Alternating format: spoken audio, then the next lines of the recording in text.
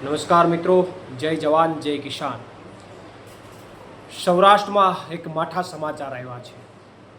સૌરાષ્ટ્રના અમરેલી જિલ્લાના લાઠી તાલુકાના દામનગર ટાઉનની અંદર એક ખેડૂતે એમને પાકમાં નુકસાની જવાના કારણે આત્મહત્યા કરી છે.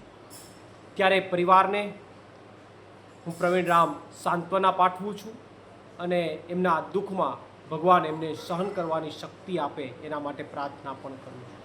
અને સાથે સાથે ગુજરાતના ખેડૂતોને અપીલ પણ કરું છું કે આ નિરાકરણ નથી.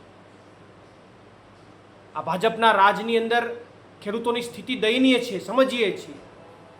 ભાજપની સરકાર મોટી મોટી વાતો કરે છે કે અમારા રાજની અંદર, અમારા શાસનમાં, અમારા સત્તામાં ખેડૂતોની આવક બમણી થઈ છે. જો વાસ્તવમાં ગુજરાતના ખેડૂતોની આવક બમણી થઈ હોય તો મારો ગુજરાતનો ખેડૂત આત્મહત્યા ન કરે. આજે દર વર્ષે ગુજરાતના હજારો ખેડૂતો આત્મહત્યા કરવા તરફ આગળ વધી જાય છે, કારણ કે એ ખેતીના માધ્યમથી પોતાના પરિવારનું ભરણ પોષણ પણ નથી કરી શકતા. જો એની આવક બમણી થતી હોય તો એ આત્મહત્યા તરફ ક્યારેય ન જાય. પરંતુ તમામ ગુજરાતના ખેડૂતોને હું કહેવા માગું છું કે આ નિરાકરણ નથી. આપણે બધાએ ઝઝૂમવાનું છે, લડવાનું છે.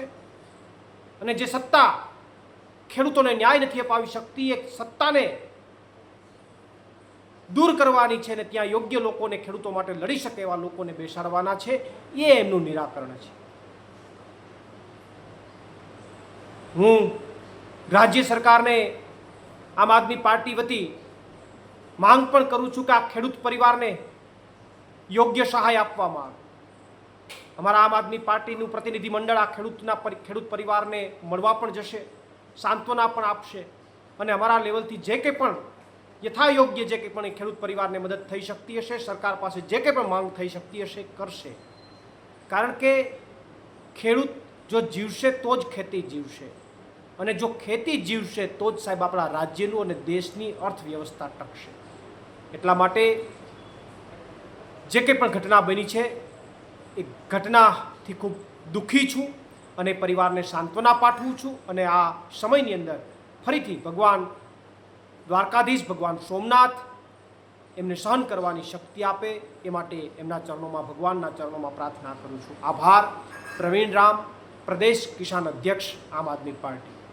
આપના પોતાના પ્લેટફોર્મ લલકારને લાઈક કરો, ફોલો કરો, સબસ્ક્રાઇબ કરો અને શેર કરો.